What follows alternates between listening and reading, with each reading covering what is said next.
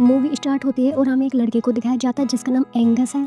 उसकी माँ ने उसको समुद्र में तैरने के लिए भेजा था, लेकिन उसने चुपचाप बैठकर समुद्र में वक्त गुजारने का फैसला किया। तभी अचानक उसकी नज़र पानी में डूबे एक अंडे पर पड़ी। उसने अंडे को पानी से बाहर निकाल लिया। वो उसको गौर से देख ही रहा था। तभी उसकी माँ वहाँ पर आ गई और उसको घर जाने के लिए कहने लगी। एंगस ने उस अंडे को बाल्टी में छुपा दिया और माँ के साथ घर जाने लगा। उसकी माँ एनी काफी गुस्सा थी क्योंकि उसने समुद्र में तैरने की कोशिश नहीं करी। एनी उस पर काफी गुस्सा करने लगी, लेकिन एंगस अपनी माँ को कोई भी जवाब नहीं देता। घर पहुंचते ही एंगस वर्कशॉप पर चला गया। तभी उसकी बहन क्रिस्टी घर पर आई। उसने अपनी माँ एनी से पूछा आज एंगस ने समुद्र पर क्या किया। एनी उसको बताती है हमेशा की तरह अकेला बैठा रहा और क्या करेगा वो। दूसरी तरफ एंगस को दिखाते हैं जो वर्कशॉप पर अपना सामान रख रहा था। वो वर्कशॉप उसके पिता चार्ली की थी और चार्ली इस वक्त फौज में भर्ती होकर अपने देश के लिए युद्ध लड़ रहा था। एंगस अपने पिता को याद करते हुए उनकी फोटो देखने लगा। फिर वो कैलेंडर में देखने लगा कि उसके पापा घर वापस कब आएंगे। इसके बाद वो बाल्टी से समुद्र में मिला वो अंडा बाहर निकालता है और उसको अच्छे से धोकर उसके ऊपर की परत उतारने लगा। उसमें चमकदार नीला रंग देखकर वो काफी हैरान हो गया। इससे पहले कि वो अंडा तोड़ता एनी ने उसको आवाज देकर बुला लिया। उसने उस अंडे को वहीं छोड़ दिया और घर की ओर जाने लगा। उसी रात अचानक बहुत तेज बारिश होने लगी और एंगस काफी डर गया। उसको लगा वो अंडा वर्कशॉप में सुरक्षित नहीं है। वो तुरंत बारिश में भागता वो वर्कशॉप पर गया, लेकिन अंडा उसके आने से पहले ही टूट चुका था। उसने आसपास देखा कि अंडे में से क्या निकला। तभी उसको एक अजीबोगरीब जानवर दिखाई दिया। वो जानवर के पास गया और उसको छूने की कोशिश करी। वो जानवर उसको काटने लगा। तब एंगस को फील हुआ शायद इसको भूख लगी है। इसके बाद वो जल्दी से उसके लिए खाने को लेने गया। इसके बाद एंगस जब उसको प्यार से खाना खिला रहा था तभी एनी उसको फिर से आवाज देती है। तभी एंगस को ना चाहते हुए वहाँ से जाना पड़ा। नेक्स्ट मॉर्निंग जब एंगस उठा तो उसने देखा फौजियों की गाड़ी उसके घर पर आ चुकी थी। वो एनी और क्रिस्टी के साथ उनसे मिलने गया तो उसकी मुलाकात कैप्टन हैमिल्टन से हुई। हैमिल्टन ने कहा दुश्मन फौजी समुद्र के रास्ते देश में घुसने की कोशिश कर रहे हैं, इसलिए उसकी फौजियों की टीम उनके घर पर रुककर दुश्मन से मुकाबले की तैयारी करेंगे। इसके बाद वो सभी फौजी अपना सामान घर में लाने लगे और अपने काम में लग गए। तब एनी क्रिस्टी और एंगस को अपने रूम में जाने को कहती है। इसके बाद एंगस लाइब्रेरी जाता है ताकि वो इस जानवर के बारे में कोई किताब ढूंढ सके। जैसे ही उसको बुक मिली तो वो सीधा वर्कशॉप जाता है। वहाँ पहुँचते ही वो देखता है सारा सामान इधर उधर पड़ा था और वो जानवर चार्ली के जूते चबाने की कोशिश कर रहा था। एंगस समझ गया उसको भूख लगी है, इसलिए वो किचन में खाना लेने जाता है, लेकिन वहाँ उसको फौजियों के शेफ सार्जेंट स्ट्रैक ने रोक लिया और कहा कि उसको यहाँ पर आने की इजाज़त नहीं है। एंगस ने कहा उसको थोड़ा खाना चाहिए, लेकिन स्ट्रैक ने उस पर ध्यान नहीं दिया। स्ट्रैंगस ने उससे कहा क्या वो किचन का कूड़ा फेंकने जा सकता है। ये सुनकर एंगस तुरंत राजी हो गया। तभी एंगस ने अपने उस दोस्त को रसोई का वो बचा हुआ खाना खाने को दिया। उसको खाते हुए देखकर एंगस को काफी खुशी हुई और उसने उस जानवर का नाम क्रूसो रखा। इसके बाद वो बुक से उस जानवर के बारे में पढ़ना शुरू करता है, लेकिन उसको उसमें कुछ खास जानकारी नहीं मिली। कुछ ही देर में क्रूसो सारा खाना खा जाता है। तब एंगस ने उस कूड़ेदान को पानी से भर दिया ताकि क्रूसो उसमें मजे से तैर सके। दूसरी तरफ हैमिल्टन को दिखाते हैं जो अपने आदमियों को दुश्मन से लड़ाई के लिए तैयार कर रहा था, क्योंकि वो चाहता था हर पल वो हमले का सामना करने के लिए तैयार रहे। और दूसरी तरफ एंगस को दिखाते हैं जो वर्कशॉप में क्रूसो को अकेला छोड़कर चला जाता है। और हम देखते हैं लुइस नाम का एक आदमी शहर में आया। फिर वो एनी से मिलने जाता है जो उस वक्त वर्कशॉप में थी। उसने कहा कि वो इस वर्कशॉप में काम करना चाहता है। उस आदमी के काम मांगने पर एनी ने कहा कि उसको सारी वर्कशॉप साफ करनी होगी, तो लुइस तुरंत काम में लग गया और उसने वो कूड़ादान भी वर्कशॉप से बाहर निकाल दिया जिसमें क्रूसो था। एंगस ये देखकर तुरंत लुइस को रोकने के लिए जाता है, लेकिन क्रूसो वहाँ नहीं था। तब एंगस ने लुइस से पूछा वो कौन है और वो उसकी वर्कशॉप में क्या कर रहा है। एंगस कहता है उसके पापा जल्दी ही फौज से वापस लौट कर आएंगे, लेकिन लुइस कहता है जब तक तेरे पापा नहीं आते तब तक वो ही इस वर्कशॉप का मालिक है। इसके बाद एंगस वहाँ से बाहर आता है और क्रूसो को ढूंढने लग जाता है। और यहाँ हम देखते हैं क्रूसो एंगस के घर पर आ चुका था।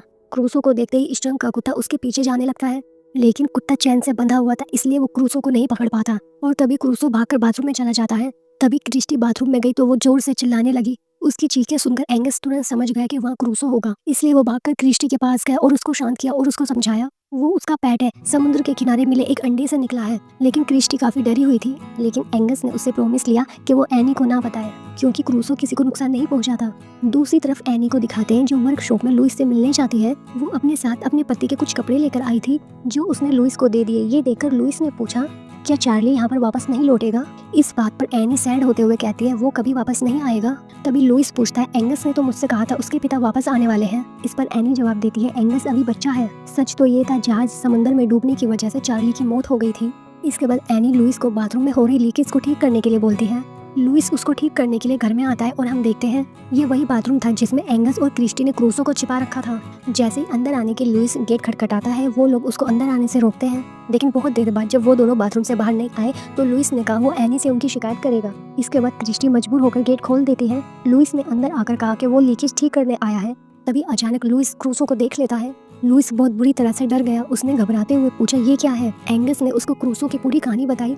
लुइस ने डरते हुए उसको छूने की कोशिश करी, तभी क्रूसो उसको काटने के लिए आता है। फिर वो कहता है, क्रूसो एक बिल्कुल समुद्री घोड़े की तरह दिखता है। समुद्री घोड़ा दुनिया में सबसे दुर्लभ जानवरों में से एक है। कहा जाता है धरती पर सिर्फ एक वक्त पर एक ही समुद्री घोड़ा होता है। एक समुद्री घोड़े के मर जाने के बाद एक नया अंडा फूटता है, उसमें से नया घोड़ा फिर से जन्म लेगा। फिर लुइस उनको समुद्री घोड़े की जादुई शक्ति के बारे में बताता है। तभी अचानक एनी गेट पर आ जाती है। तभी एंगस क्रूसो को छुपाने के लिए लुइस की हेल्प मांगता है, क्योंकि एनी कभी उसको घर में रखने की इजाजत नहीं देगी। लुइस उनकी हेल्प करने के लिए रेडी हो जाता है। जैसे ही एनी अंदर आती है तो उसको क्रूसो नहीं दिखाई देता।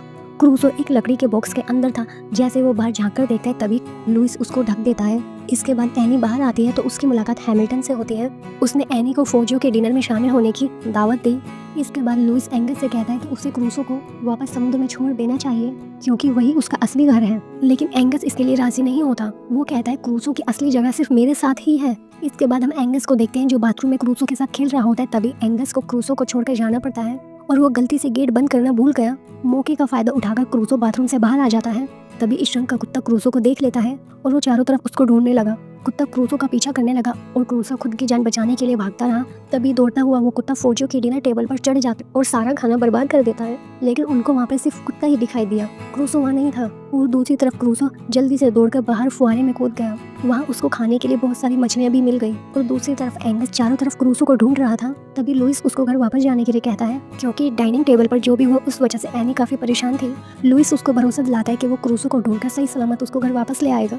एंगस घर चला जाता है। काफी ढूंढने के बाद लुइस को क्रूसो फुआरे के पास मिल जाता है, लेकिन क्रूसो पहले से काफी बड़ा हो चुका था। तभी लुइस तुरंत एंगस को बुलाकर लाता है, लेकिन जब एंगस ने क्रूसो को देखा तो वो भी समझ गया अब क्रूसो को वापस समुद्र में छोड़कर आने का वक्त आ चुका है। फिर वो दोनों क्रूसो को ट्रक में ले जाने लगे और वो समुद्र के किनारे पहुंच गए और आखिरकार उन्होंने क्रूसो को पानी में छोड़ दिया।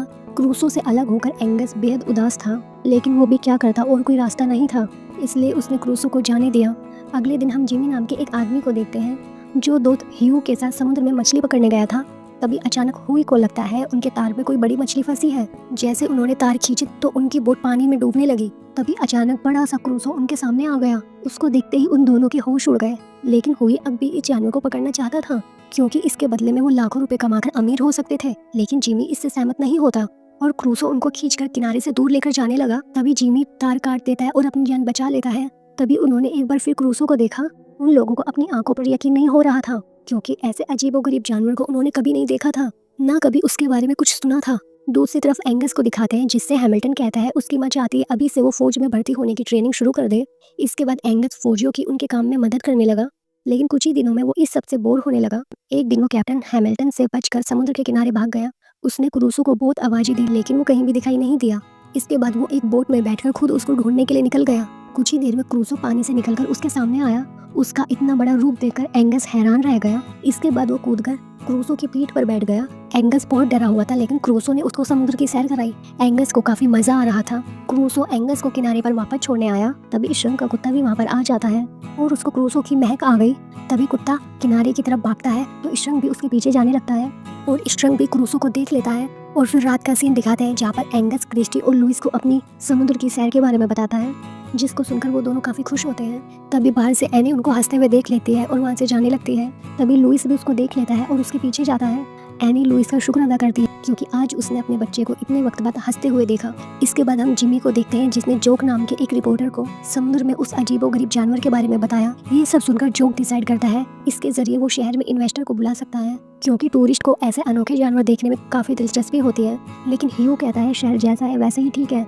लेकिन जोक का कहना था अगर समुद्र में कोई खतरनाक जानवर है तो आम लोगों को इसके बारे में पता होना चाहिए, उनको जानने का पूरा हक है। नेक्स्ट मॉर्निंग हैमिल्टन एनी और उसके बच्चे एक पहाड़ी पर लेकर आता है ताकि वो उनको अपनी फौज की तैयारी दिखा सके। वो दुश्मनों के खिलाफ इस्तेमाल होने वाले हथियारों का नमूना दिखाना चाहता था।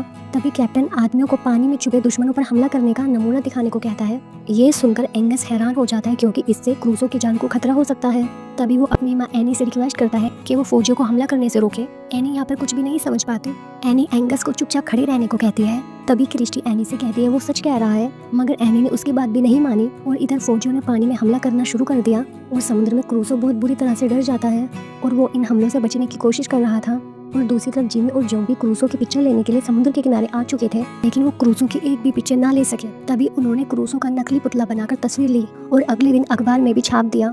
कुछ ही दिन बाद जब श्रंक ने न्यूज़पेपर पढ़ा तो उसको याद आया वो वही भयानक जानवर है जो उसने समुद्र के किनारे देखा था। तब श्रंक और बाकी के फौजी मिलकर क्रूसो को ढूंढने का फैसला करते हैं। इसके बाद रात का सीन दिखाया जाता है जहाँ पर क्रिस्टी एंगस के पास जाती है और वो दोनों लुइस को लेकर घर से बाहर जाते हैं ताकि वो देख सके कि क्रूसो सही सलामत है।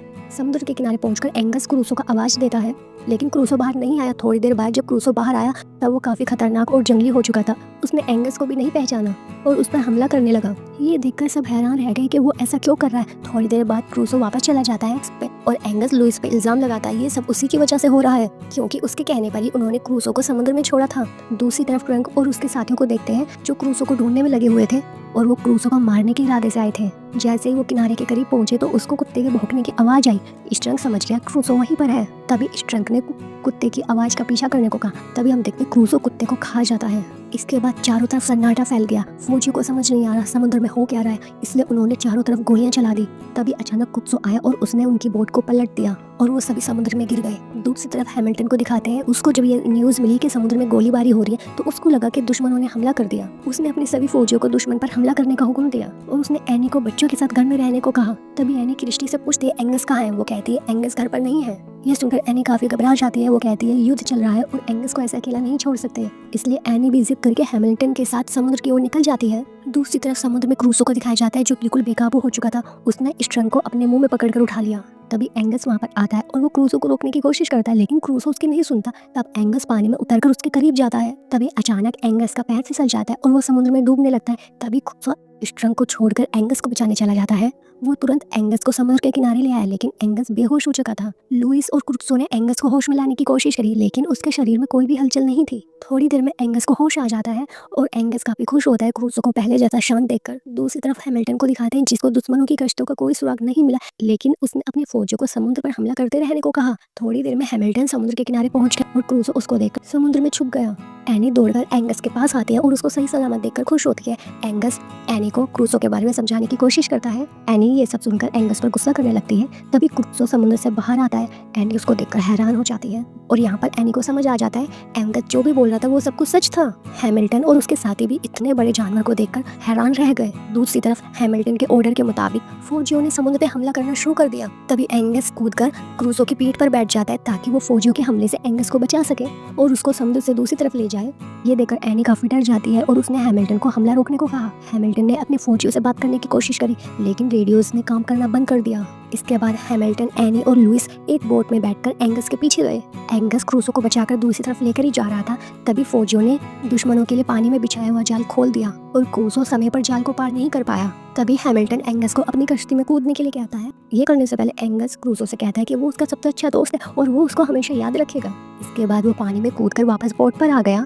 इसके बाद क्रूसो पानी में घुसा और एक लंबी छलांग के साथ उस जाल को पार कर गया। ये देखकर एंगस और बाकी सभी लोग काफी खुश हुए क्योंकि क्रूसो की जान बच गई थी और वो फौजियों के हमले से काफी दूर जा चुका था। इसी के साथ ये मूवी यहीं पर खत्म होती है। इसी तरह की मूवी के लिए हमारे चैनल को सब्सक्राइब